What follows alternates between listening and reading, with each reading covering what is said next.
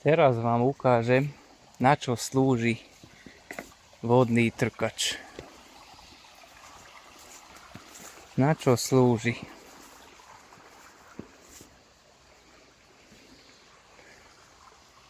Tu je taká malá priehrada.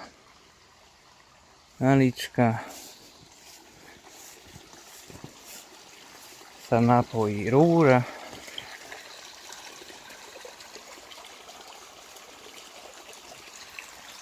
A ide smerom dole.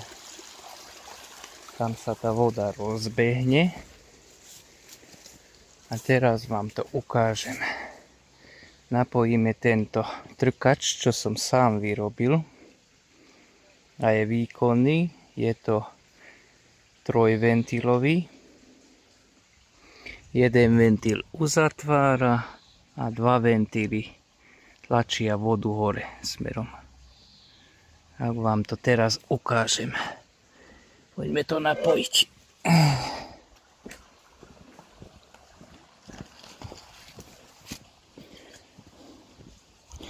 Dokáže až do výšky aj 30 metrov vytlačiť vodu, ale musíte mať väčší spád vody. Tu je rúra na pripojenie. Tu ho pripojíme. Takto.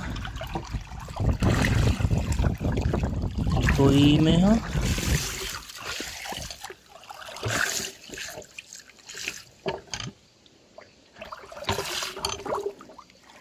Tak.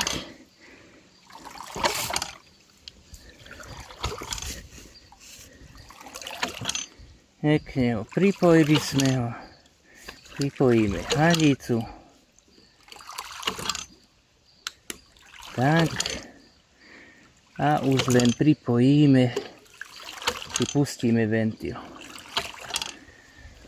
Samozrejme, musí to byť upevnené. Lebo ak sa dačo odpojí, prestane trkať.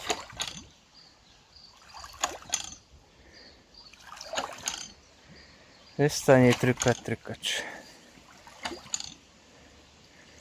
A tu vám ukážem, toto je výška asi, tu máte 4 metre, 7, nejakých 11 metrov výška. A počkáme za aký